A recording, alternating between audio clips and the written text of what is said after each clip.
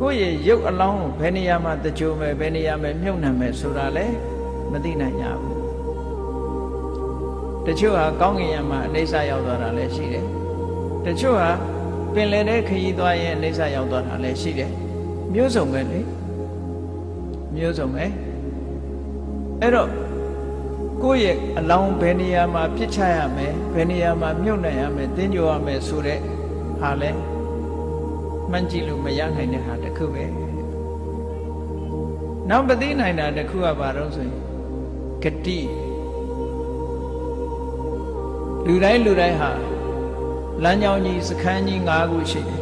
ဂတိ၅ပါးလို့ခေါ်တာပေါ့ destination နဲ့ခရီးဆုံး၅ဌာနရှိတယ်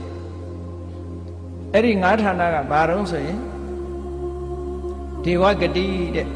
ကုသိုလ်ကံတွေအကျိုးပေးလို့ရောက်သွားနိုင်တဲ့နေရာတစ်ခုကနတ်ပြည်ထို့နောက်ဒုတိယရောက်သွားနိုင်တဲ့နေရာကလူပြည်အကုသိုလ်တွေအကျိုးပေးလို့ကံမကောင်းအကြောင်းလာရောက်သွားနိုင်တဲ့နေရာတစ်ခုကပြိတ္တာတရိစ္ဆာန်ငရဲအလုံးဂတိ၅မျိုးအဲ့တော့ပုရုဇဉ်တယောက်အနေနဲ့ဘဝတစ်ခုအဆုံးသတ်ပြီဆိုရင်ဘယ်ဘဝမှာပြန်လီမွေးဖွားမလဲဆိုတာပြောလို့မရဘူးစိတ်ရဲ့အခြေအနေတွေသိဆုံးတဲ့အချိန်မှဖြစ်ပေါ်လာတဲ့အခြေအနေတွေပေါ်မှာမူတည်သွားတယ်သောတာပန်မဖြစ်သေးသမျှနိယတဂတိလို့ကိုသတ်မှတ်ထားတဲ့ဘဝတစ်ခုကိုသွားလို့မရသေးဘူးတဲ့နော်ဘုရားလောင်းကြီးတောင်မှတရိစ္ဆာန်ဖြစ်တဲ့အခါဖြစ်သွားတယ်ငရဲကျသွားတဲ့အခါကျသွားတယ်ဘာဖြစ်လို့တေကဏီအချိန်မှာဘာတွေနဲ့ကြုံပြီးဘာစိတ်နဲ့သိမယ်ဆိုတာကြိုတင်ပြောလို့ရမရဘူးကြိုတင်ပြောလို့မရနိုင်တဲ့အချက်အခုလို့ဘဝစည်းစာအချိန်ဘဝခရီးကိုရှောက်လန်းပြီဆိုလို့ရှိရင်ဒီအချက်တွေဟာလူတိုင်းကြိုတင်မပြောနိုင်တဲ့အချက်တွေကြီးပါပဲတဲ့အဲ့ဒီတော့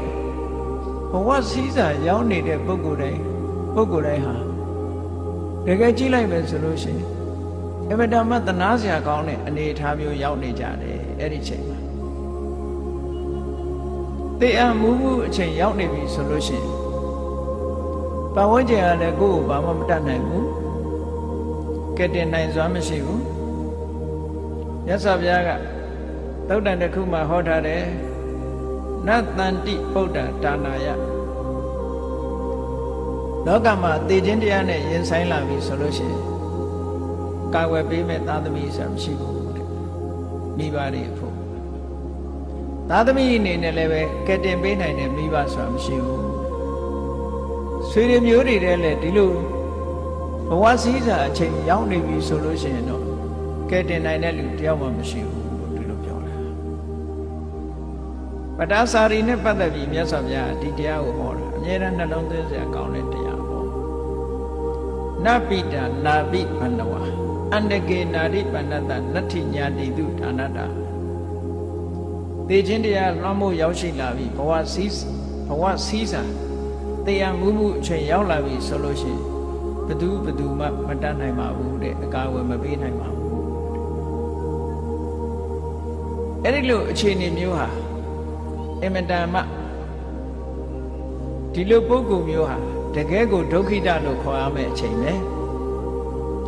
ဘဝစည်းစာခရီးရောက်နေပြီဆိုလို့ရှိရင်တော့အမတန်မှသနာရမယ့်ပုဂ္ဂိုလ်ဒီအချိန်မှကရုဏာမထားနိုင်ဘူးဆိုလို့ရှိရင်ကရုဏာမထားတဲ့ပုဂ္ဂိုလ်ဟာရက်စက်တဲ့ပုဂ္ဂိုလ်ပဲဖြစ်မှာပေါ့